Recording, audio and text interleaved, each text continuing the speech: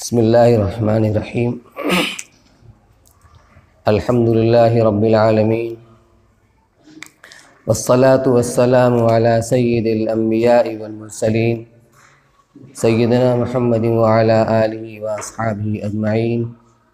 अम्मा बअद, फ़अऊज़ु बिल्लाहि मिनश शैतानिर रजीम। बिस्मिल्लाहिर्रहमानिर्रहीम। वअतसिमू बिहब्लिल्लाहि जमीअन व ला तफ़र्रक़ू। क़ाल अल्लाहु तबारक व तआला लौ अनफ़क़्त मा फ़िल अर्दि जमीअन मा अल्लफ़्त बैन क़ुलूबिहिम वलाकिन्न अल्लाह अल्लफ़ बैनहुम इन्नहु अज़ीज़ुन हकीम।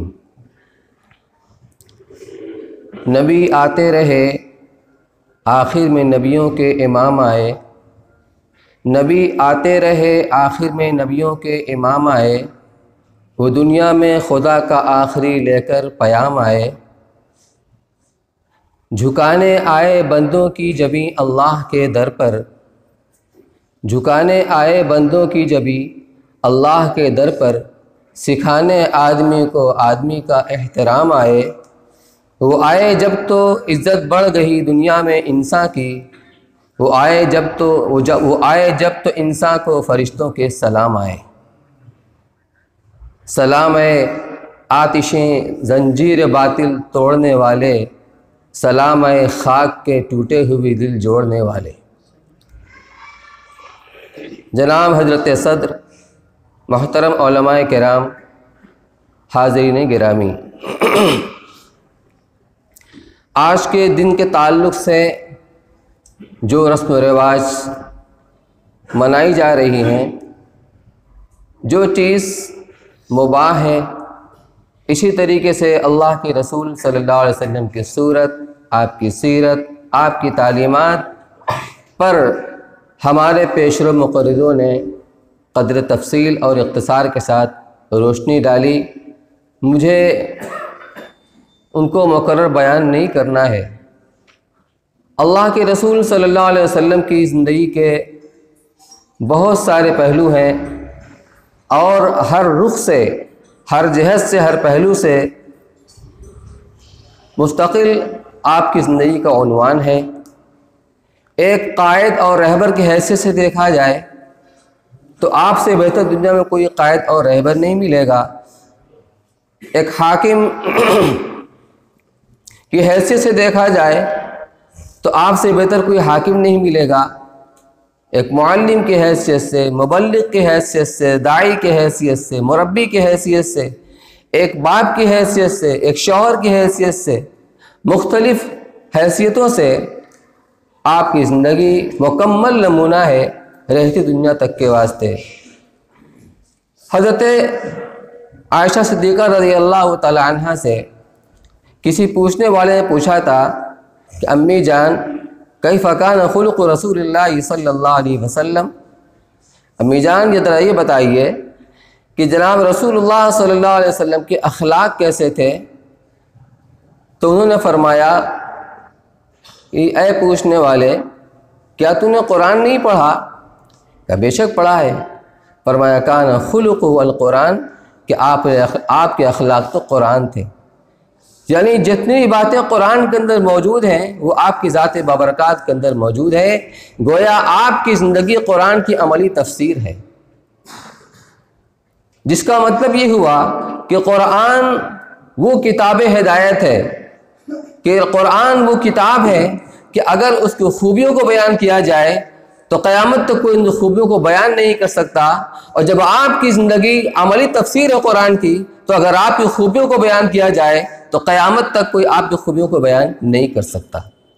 मुझे उन तमाम खूबियों में से इस बात को आपके सामने पेश करना है कि अल्लाह के रसूल सल्लल्लाहु अलैहि वसल्लम ने उस कौम में, वो अरब की अनपढ़ कौम जिसके बारे में कहने वाले ने कहा है, न टलते थे हरगिज़ जो अड़ बैठते थे, न टलते थे हरगिज़ जो अड़ बैठते थे, सुलझते न थे जब झगड़ बैठते थे, जो दो शख्स आपस में लड़ बैठते थे तो सदा कबीले बिगड़ बैठते थे। बुलंद एक होता था वहाँ जब शरारा, तो उससे भड़क उठता था मुल्क सारा। कहीं था मवेशी चराने पे झगड़ा, कहीं था मवेशी चराने पे झगड़ा, कहीं घोड़ा आगे बढ़ाने पे झगड़ा, लबेजू कहीं आने जाने पे झगड़ा, कहीं पानी पीने पिलाने पे झगड़ा, कहीं पानी पीने पिलाने पे झगड़ा। ये वो कौम थी कि जिनमें कबायली असबियत कूट कूट कर भरी हुई थी, एहसास बर्तरी के शिकार थे। कोई कबीला दूसरे कबीले के माती तो गवारा नहीं करता था और अपने कबाइल के मफाखिर को बयान करने में ये सबसे आगे रहा करते थे और दूसरे की बर्तरी को गवारा नहीं करते थे।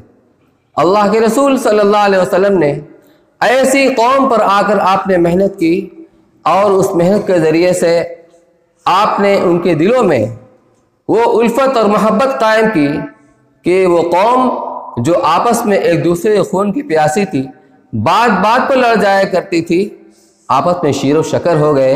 ये उसी दीन की बरकत थी जो आप अल्लाह की तरफ से लेकर के आए थे और आपने दुनिया वालों के सामने पेश किया था।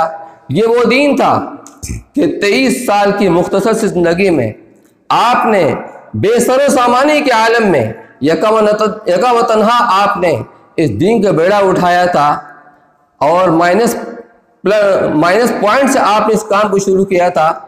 लेकिन 23 साल की मुख्तसर से मुद्दत में ये दीन पूरे हिजाज वालों का दीन बन गया। सिर्फ यही नहीं बल्कि आपके वफात से पहले पहले ये दीन हिजाज से आगे बढ़कर पड़ोस के ममालिक के अंदर मुतारफ हो चुका था।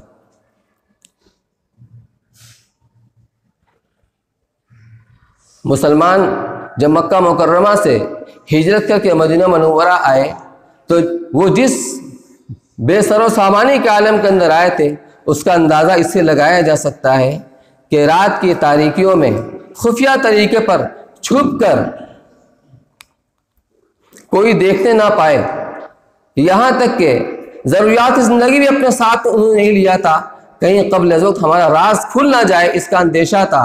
इसलिए जो जिस हाल में था उसी हाल में, जो कुछ नकदी साथ में अगर थी उसको लेकर जिस हाल में था उसी हाल में निकल पड़ा। इस तरीके से मुहाजिर साहब कराम ने हिजरत करके मक्का से मदीना मुनव्वरा तशरीफ़ लाए। 2-4 की तादाद में नहीं थे, कई सौ की तादाद में थे। उधर अल्लाह के रसूल सल्लल्लाहु अलैहि वसल्लम अपने रफ़ीक़ सफ़र यार गार हज़रत सिद्दीक़ अकबर रज़ी अल्लाह तआला अन्हु के साथ यानी अपनी जान को किसी तरह बचा करके मौत के मुंह से निकल करके ये हजरात मदीना मुनव्वरा पहुँचे थे। आपके साथ कोई ख़जाना नहीं था कि इनकी तरतीब कायम की जाती, इनके रिहाइश का मसला हल किया जाता, इनके खाने पीने का मसला हल किया जाता। कई सौ की तादाद में मुहाजिर साहब किराम थे। अल्लाह के रसूल सल्लल्लाहु अलैहि वसल्लम ने ईमान और दीन और अल्लाह ताला के साथ उनकी बेइंतहा मोहब्बत, ताल्लुक़, अक़ीदत और इंसानी हमदर्दी की रोशनी में आपने इस मसले को महसूस किया और फौरी तौर पर हल फरमाया और आपने एक मुहाजिर को दूसरे अंसार का भाई भाई करार दे दिया। आपने एक मुहाजिर का हाथ पकड़ा और एक अंसार का हाथ पकड़ा और आपने फरमाया जाओ तुम दोनों भाई भाई हो। ऐसे आपने उल्फत और मोहब्बत और मवद्दत उनके दरमियान में कायम फरमा दी। मैं सिर्फ एक मिसाल पेश करना चाहता हूँ। हज़रत अब्दुर्रहमान इब्न औफ रज़ी अल्लाह तआला अन्हु जो मक्का के बड़े लोगों में शुमार होते थे और अशरे मुबश्शरा में उनका शुमार है, जब ये हिजरत करके मदीना मुनव्वरा पहुँचे तो अल्लाह के रसूल सल्लल्लाहु अलैहि वसल्लम ने हज़रत साद बिन रबी रज़ी अल्लाह तआला अन्हु को उनका भाई बना दिया। इधर मुहाजिर हज़रात साहबे किराम ये भी खुददार थे, गैरतमंद थे, इखलास के पैकर थे। हज़रात अंसार भी इनके अंदर जज्बा खिदमत था, इनके अंदर हमदर्दी थी, ये भी इखलास के पैकर थे। हज़रत साद बिन रबी रज़ी अल्लाह तआला अन्हु इनको घर लेकर के आए और आ कर के कहा भाई देखिए ये मेरी जायदाद है, आधी मेरी आधी आपकी, जितना मेरा माल है आप आधो आध तकसीम कर लीजिए, आधा आपका आधा मेरा। ये मेरा मकान है, आधा आपका आधा मेरा, आप अपने हिस्से में क़याम कीजिए। और मेरी 2 बीवियाँ हैं, आप जिसको पसंद कर लें मैं उसको तलाक दे दूँ, आप उससे निकाह कर लें। हज़रत अब्दुर्रहमान इब्न औफ रज़ियल्लाहु तआला अन्हु ने अपने अंसारी भाई के इस जज्बे खिदमत को, इस मोहब्बत को महसूस किया और उन्होंने भी अपने पूरे जज्बे के साथ कहा, उनको दुआ दी, बारकल्लाहु लक फी मालिका व अहलिका, अल्लाह ताला तुम्हारे माल में और तुम्हारे अहल अयाल में बरकत अता फरमाए। मुझे तो सिर्फ बाजार का रास्ता बता दो, मुझे बाजार का रास्ता बता दो। तमाम अंसार और तमाम मुहाजिरीन का यही हाल था।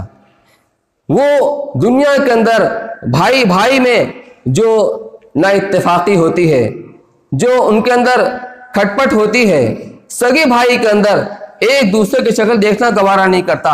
अगर इख्तलाफ हो जाए, अगर फर्क पड़ जाए, एक दूसरे की शक्ल देखना गवारा नहीं करता। लेकिन वो अंसार मुहाजिरीन में अल्लाह के रसूल सल्लल्लाहु अलैहि वसल्लम ने अपनी तालीमात के ज़रिए से, इस दीन की बरकत से वो मोहब्बत का रिश्ता कायम कर दिया था कि सगे भाई से ज़्यादा वो एक दूसरे की मोहब्बत करते थे और उन पर इशार करते थे।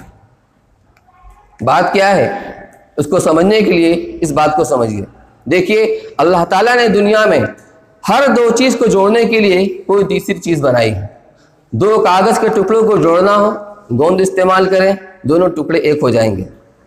इसी तरह दो कपड़े के टुकड़ों को जोड़ना हो, सुई धागा इस्तेमाल करें, दोनों मिलकर एक हो जाएंगे। दो लकड़ी को जोड़ना हो, कील के इस्तेमाल करें, दोनों मिलकर एक हो जाएंगे। दो लोहे के टुकड़े को जोड़ना हो, वेल्डिंग के इस्तेमाल किया जाए, दोनों एक हो जाएंगे। सवाल ये पैदा होता है कि जब ये सारी चीज़ें हैं, इनको जोड़ने के लिए कुदरत ने कोई तीसरी चीज़ बनाई है, तो इंसान के दिलों को जोड़ने के लिए अल्लाह ने क्या बनाया है? तो उसका जवाब ये है कि वो है दीन इस्लाम। कि अल्लाह ने इंसान के दिलों को जोड़ने के लिए दीन इस्लाम को बनाया है। ये इस्लाम की फितरत में अल्लाह ने रखा है। अब इस बात को समझने के लिए और आगे चलिए। अल्लाह ने हमारे जिस्मों को मुख्तलिफ आज़ा का मजमुआ बनाया है कि इंसान के जिस्म के अंदर आँख भी है, ज़ुबान भी है, कान भी है, नाक भी है, दिलो दिमाग भी है, हाथ भी है, पैर भी है। लेकिन हर उज़्व का अलग अलग काम है। आँख का काम देखना है, बदन के दूसरे आज़ा देखने का काम नहीं कर सकते, ये एक दूसरे के ज़िद हुए। कान का काम सुनना है, बदन के दूसरे आज़ा सुनने का काम नहीं कर सकते, एक दूसरे की ज़िद हुए। इसी तरीके से ज़ुबान का काम बोलना है, दूसरे आज़ा ये काम नहीं कर सकते, एक दूसरे की ज़िद हुए। हाथ का काम पकड़ना है, दूसरे आज़ा ये काम नहीं कर सकते, एक दूसरे की ज़िद हुए। मैं अर्ज़ करना चाहता हूँ, इस मुख्तलिफ आज़ा से अल्लाह ने जोड़कर इंसान को बनाया है। हर उज़्व का अलग अलग काम है, हर उज़्व एक दूसरे के ज़िद है। सिफ़ात के एतबार से हर एक दूसरे की ज़िद है, लेकिन अल्लाह ने एक चीज़ इस बदन के अंदर डाल दी है, वो रूह है कि रूह की मौजूदगी में ये सारे आज़ा एक बनकर काम करते हैं। सिफ़ात में एक दूसरे की ज़िद होने के बावजूद एक होकर और मिलजुल कर काम करते हैं। वो चीज़ क्या है? वो है रूह। वो रूह है। जब जिस्म के अंदर रूह होती है, तो रूह की मौजूदगी में अगर कोई सर के ऊपर लाठी मारे तो हाथ फौरन दिफा के लिए उठता है, अपने बचाव करने के लिए। ये नहीं कहता है कि तुम्हारा मसला है तुम जानो, ये तुम्हारा मसला है तुम जानो, हम क्यों उसकी फिक्र करें। नहीं, सब एक बनकर काम करते हैं। अगर पैर में तकलीफ हो जाए, पैर में जख्म हो जाए, तो आंख आंसू बहाती है, ये नहीं कहती तुम्हारा मसला है तुम इससे निपटो, हम क्यों उसकी फिक्र करें।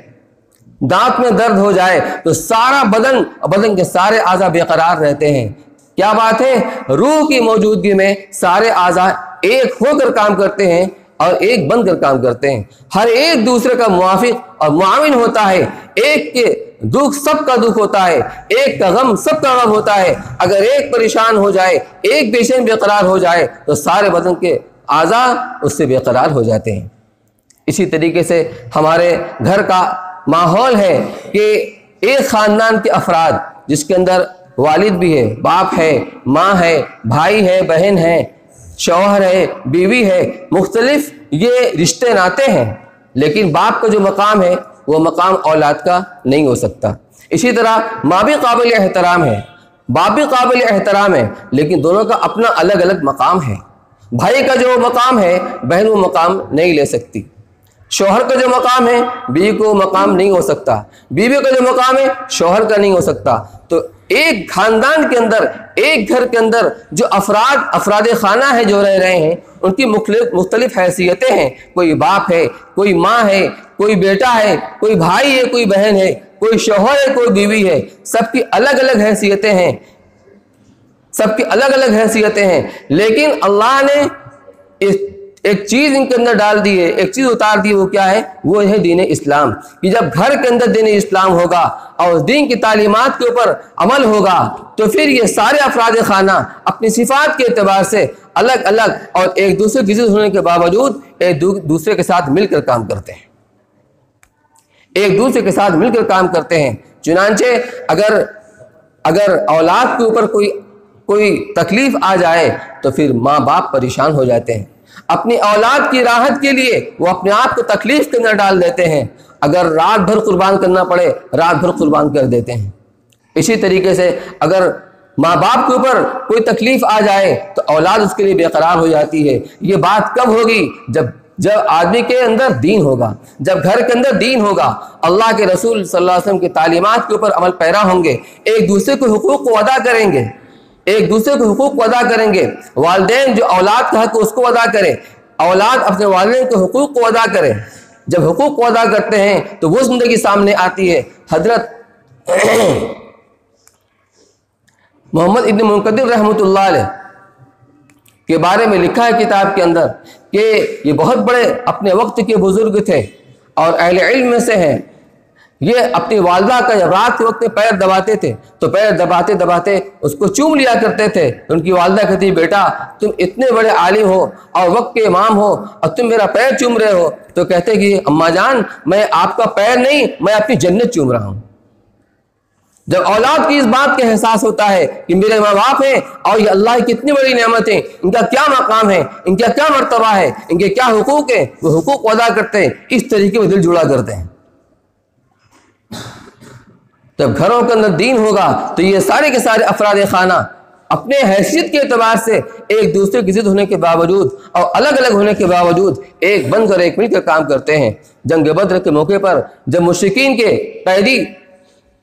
जब ये कैदी बनाकर लाए गए और मस्जिद नबी के सुतून से बांध दिए गए, उसी में हुजूर अकरम सल्लल्लाहु अलैहि वसल्लम के चचा हजरत अब्बास रज़ियल्लाहु तआला अन्हु भी थे।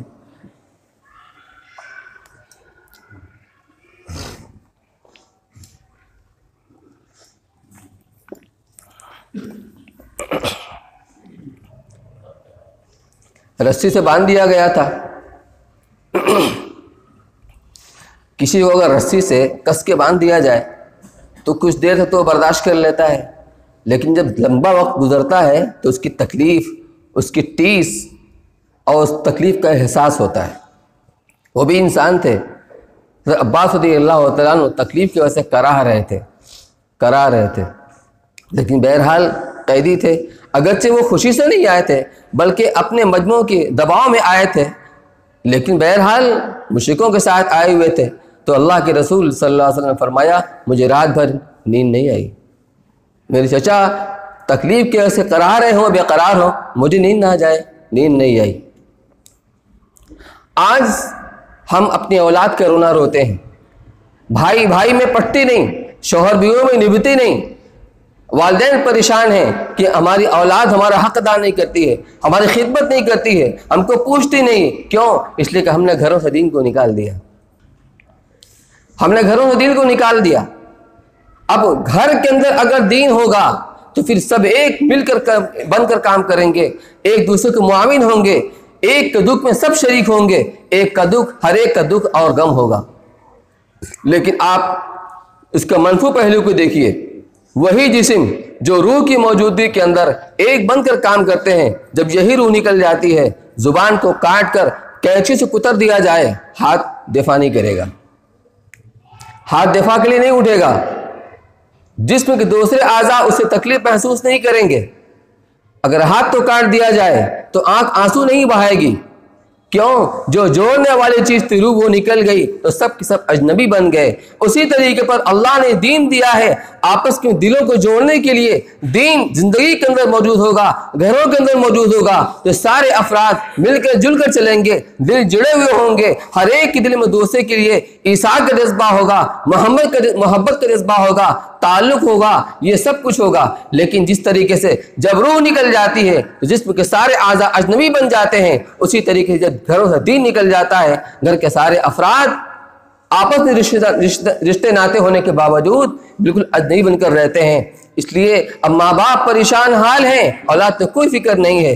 औलाद घर में भूखी है, फाके से है, लेकिन बाप शराब के अंदर मस्त पड़ा है, उससे कोई फिक्र नहीं है कि मेरे बच्चे मेरी औलाद ये खाना खा रहे हैं कि नहीं खा रहे हैं। ये दीन अल्लाह की बहुत बड़ी नेमत। ये दीन आया है दिलों को जोड़ने के लिए। ये दीन आया है दिलों को जोड़ने के लिए। इख्तिलाफात हर ज़माने में रहे हैं, नज़रियाती इख्तिलाफात हर ज़माने में रहे हैं। ये कोई बुरी चीज़ नहीं है, बल्कि इख्तिलाफ से वुसाअत पैदा होती है। फरमाया कि मशवरे का फ़ायदा ही क्या होगा अगर इख्तिलाफ नहीं हुआ तो। मशवरे के अंदर जब 4 तरह की राय आती हैं तो उसमें जो मुनासिब राय होती है, बेहतर राय होती है, उसके मुताबिक फैसला करने की राहें मिलती हैं। सहाबा किराम के ज़माने में भी इख्तिलाफ रहा, लेकिन इखलास के साथ। जो इख्तिलाफ करता था इखलास के साथ इख्तिलाफ करता था। देखिए हज़रत अली रज़ी अल्लाह तआला अन्हु और हज़रत अमीर मुआविया रज़ी अल्लाह तआला के दरमियान में कैसा इख्तिलाफ था। दोनों का मुकाबला हुआ। जंग सिफ़ीन एक बड़ी जंग हुई है जिसमें हज़ारों मुसलमान मारे गए। इधर भी मुसलमान, उधर भी मुसलमान, इधर भी सहाबा, उधर भी सहाबा, और ताबईन, उधर भी ताबईन। उनका एक इख्तिलाफ था, लेकिन वो इखलास की बुनियाद पर था। मैं तफसील में जाना नहीं चाहता, मैं अर्ज ये करना चाहता हूँ, जब इस सूरत हाल को देखकर पड़ोस के मुल्क के एक नसरानी बादशाह ने ये सोचा कि मुसलमानों पर हमला कर दिया जाए, तो उसने हज़रत अमीर मुआविया रज़ियल्लाहु अन्हु की पेशकश की कि अली ने तुम्हें परेशान किया है, तुम उनके ऊपर हमला कर दो, मैं तुम्हारी मदद करने के लिए तैयार हूँ। तो उन्होंने कहा कि सुनो ओ नसरानी कुत्ते, ये हमारा आपसी इख्तिलाफ है। अगर तुमने अली की तरफ तिरछी निगाह से देखने की जुर्रत की तो अली से मैं अपना मसाला सुलह कर लूंगा, और उनकी तरफ से जो पहला सिपाही तुम्हारे मुकाबले में आएगा वो अमीर मुआविया होगा। इख्तिलाफ वो अपनी जगह पर है, इज्तिहादी इख्तिलाफ है, लेकिन इखलास की बुनियाद पर था। इखलास की बुनियाद, एक दूसरे के मुखालिफ नहीं हुए थे। हमारे अकाबिर के बुजुर्गों के अंदर हज़रत मदनी रहमतुल्लाह अलैह ये कांग्रेस के साथ मिलकर हिंदुस्तान की जद्दोजहद आज़ादी के अंदर उन्होंने भरपूर हिस्सा लिया। वो ये मुफीद समझते थे मुसलमानों के लिए कि कांग्रेस के साथ रहकर जद्दोजहद की जाए, लेकिन हज़रत थानवी रहमतुल्लाह अलैह ये समझते थे कि जो मुस्लिम लीग है ये मुसलमानों के हक़ में ज़्यादा मुफीद है, और बहुत ही तशद्दुद था। इसके बावजूद दोनों हजरात का आपस के मामला क्या था। हज़रत थानवी रहमतुल्लाह अलैह के एक उनके मुरीद ने ख़त लिखा कि हज़रत आपके यहाँ जाते हैं तो आपके यहाँ डांट डपट पड़ती है, और हज़रत मदनी रहमतुल्लाह अलैह के जाते हैं तो वहाँ मोहब्बत प्यार मिलता है, आखिर ऐसा क्यों? तो हज़रत ने लिखा कि मैं तो डोकरा हूँ। डोकरा का मतलब मैं ये समझा कि कोई घड़ा वगैरह, पानी का छोटा बर्तन। मैं तो डोकरा हूँ, यहाँ थोड़ी सी गंदगी भी बर्दाश्त नहीं होती है। और हज़रत मदनी का वो तो समुंदर है कि अगर पेशाब में डाल दो कोई फ़र्क नहीं पड़ेगा। हमारे अकाबिर का ये अंदाज था। ये ऐसा मौका है कि उस इख्तिलाफ की खलीज को वसी से वसी तर किया जा सकता है, लेकिन उनका इख्तिलाफ इखलास की बुनियाद पर था। यही बात हज़रत मदनी रहमतुल्लाह अलैह किसी ने कहा कि हज़रत आपके यहाँ आते हैं तो प्यार मिलता है, मोहब्बत मिलती है, नवाजिश मिलती है, और थानवी के यहाँ जाइए तो वहाँ डांट टपट मिलती है। हज़रत मदनी रहमतुल्लाह अलैह फरमाया, भाई देखो हज़रत थानवी रहमतुल्लाह अलैह की मिसाल सर्जन की है और मेरी मिसाल एक कंपाउंडर की है। जब मरीज़ आता है अपना इलाज कराने के लिए सर्जन के पास, तो सर्जन ने काम है ऑपरेशन करना। वो ऑपरेशन कर कर फासिद मादे को निकाल देता है। जब फासिद मादा निकल जाता है तो आदमी को राहत मिल जाती है, सेहतियाब हो जाता है। वो अपने तबीब को दुआ देता है कि बहुत अच्छा किया, लेकिन वक्ती तौर पर उस ऑपरेशन की तकलीफ होती। मैं ठहरा कंपाउंडर कि मेरे पास मरीज आता है, मैंने ऑपरेशन नहीं किया, ऊपर ऊपर से मरहम लगा दिया, उसको कोई तकलीफ नहीं हुई। अब देखिए दोनों हजरात तक क्या जज्बा एक दूसरे के बारे में। एक मरतबा हज़रत मदनी रहमतुल्लाह अलैह हज़रत थानवी रहमतुल्लाह अलैह के यहाँ तशरीफ़ ले गए। उस ज़माने में स्टेशन से शहर में जाने के लिए कोई रिक्शा गाड़ी नहीं हुआ करती थी, चूँकि ट्रेन देर रात से पहुँची थी। जब वो खानकाह में पहुँचे हैं तो वहाँ का उसूल ये था कि इशा के बाद दरवाज़ा बंद हो जाया करता था। तो हज़रत मदनी रहमतुल्लाह अलैह ने दरवाज़ा खटखटाया। अंदर से दरबान था, उसने देखा कौन का दरवाज़ा खोलिए। कि आपको मालूम नहीं है कि यहाँ रात को दरवाज़ा बंद हो जाता है, उसके बाद खुलता नहीं, अब क्या करें। हम मदनी रहमतुल्लाह अलैह अपना बिस्तर लेकर के हज़रत थानवी रहमतुल्लाह अलैह घर पहुँचे। वहाँ भी दरवाज़ा बंद हो चुका था, तो वहीं जीने के पास अपना बिस्तर बिछा कर वहीं लेट गए। जब हज़रत थानवी रहमतुल्लाह अलैह तहज्जुद के वक्त में घर से निकले हैं, देखा कोई लेटा हुआ है, पूछा कौन। हज़रत खड़े हो गए, कहा आप यहाँ। कहा हज़रत किसी गरीब मुसाफिर को आपके खानकाह में क़याम करने की जगह मिले भी तो सही, क्या करता, यहीं आकर लेट गया। उसके बाद हज़रत उनको लेकर साथ में गए, दरबान को दिखलाया कि देखो यहाँ के उसूल से ये हज़रत मुस्तस्ना हैं, ये जब जिस वक्त भी आएँ इनके लिए दरवाज़ा खोल दिया जाए। उसके बाद नमाज के बाद लेकर के बैठे, कहा बताइए आप क्या खाना पसंद करेंगे। कहा शलजम का अचार और रोटी। फ़ौरन हज़रत ने अपने 2 घरों के अंदर भिजवाया, जहाँ से मिले शलजम का अचार रोटी लेकर लाई जाए। तो लाई गई। हज़रत ने खाना खाया। खाना खाने के बाद हज़रत थानवी रहमतुल्लाह अलैह ने एक अमामा मंगाया। वो अमामा वो विलायती कपड़े का था। हज़रत मदनी रहमतुल्लाह अलैह ने उसको उठाकर अपने सर पर रखा, आँखों से लगाया और उसके बाद कहा हज़रत आप तो जानते हैं मैं खद्दर का कपड़ा पहनता हूँ, विलायती कपड़ा मैं इस्तेमाल नहीं करता। कहा मुझे मालूम नहीं था, मैंने कसदन ऐसा नहीं किया था। उसके बाद फ़ौरन कहा कि जाओ खद्दर का अमामा लेकर के आओ, और खद्दर का अमामा लाया गया और 2 रुपया चांदी के सिक्का था, वो नज़र किया हज़रत मदनी रहमतुल्लाह अलैह को। हज़रत मदनी रहमतुल्लाह अलैह ने उस सिक्के को उस अमामे के अंदर बांध दिया और हज़रत से कहा कि आप अपने हाथ से मेरे सर पर रखें। हज़रत थानवी रहमतुल्लाह अलैह ने अपने हाथ से उनके सर के ऊपर रखा। ये इन हज़रात का मामला था। इख्तिलाफ के बावजूद मुखालफत नहीं थी, दोनों एक दूसरे का अदब और एहतराम किया करते थे। मेरे भाई बुजुर्ग दोस्तों, मैं अर्ज़ ये करना चाहता हूँ कि अल्लाह के रसूल सल्लल्लाहु अलैहि वसल्लम ने जो मेहनत की हज़रत सहाबा किराम के ऊपर, और ख़ास तौर से औस हज़रत के वो अंसार सहाबा किराम, इनकी पिछली ज़िंदगी ये थी कि मुद्दतों से एक दूसरे के साथ बरसर पैकार रहा करते थे, आपस में एक दूसरे खून के प्यासे थे। इसी दीन की बदौलत अल्लाह ताला ने उनके दरमियान में मोहब्बत और उल्फत कायम फरमाई। फरमाया लौ अनफक़्ता मा फिल अर्दि जमीअन मा अल्लफ़्ता बैन क़ुलूबिहिम। ऐ नबी, अगर आप तमाम रुए ज़मीन के ख़जाने को भी खर्च कर देते, इनके दरमियान में उल्फत मोहब्बत पैदा नहीं कर सकते थे। वलाकिन अल्लाह अल्लफ़ बैनहुम, ये अल्लाह था जिसने उनके दिलों के अंदर मोहब्बत और उल्फत को कायम कर दिया। क्यों? इन्नहु अज़ीज़ुन हकीम, वो बहुत ज़बरदस्त हिकमत वाला है। ये वो दीन था जो अल्लाह के रसूल सल्लल्लाहु अलैहि वसल्लम ने दुनिया के सामने पेश किया। जब दुनिया ने इस दीन को गले से लगाया, सीने से लगाया, जिंदगी के अंदर उतारा, तो उसके बरक़ात को भी देखा और उसके नताइज को भी देखा। वो ज़माना भी आया जो अल्लाह के रसूल सल्लल्लाहु अलैहि वसल्लम ने हज़रत अदी इब्न हातिम रज़ियल्लाहु तआला अन्हु ने फरमाया था कि अदी, एक वक्त आएगा तुम देखोगे कि एक औरत मुल्क यमन से, वहाँ कोई इलाका है, वहाँ से एक औरत जेवर से लदी फंदी हज करने के लिए आएगी और रास्ते में कोई उसका बाल बिका करने वाला भी नहीं होगा। यानी इतना पुरअमन माहौल हो जाएगा कि जो नौजवान है वो भाई की तरह हैं, जो बूढ़े हैं वो बाप की तरह हैं। ये वो दीन है। लेकिन अगर खुद दीन वालों के अंदर ही आपस में इख्तलाफ हो जाए तो इसका मतलब ये है कि कहीं पर कुछ झोल है, कहीं पर कुछ झोल है, क्योंकि ये दीन तो दिलों को जोड़ने के लिए आया है। तो फिर आपस में ये दिल फटे क्यों हैं, ये टूटे हुए क्यों हैं? देखिए, एक मिसाल से मैं आपकी बात को समझाता हूँ।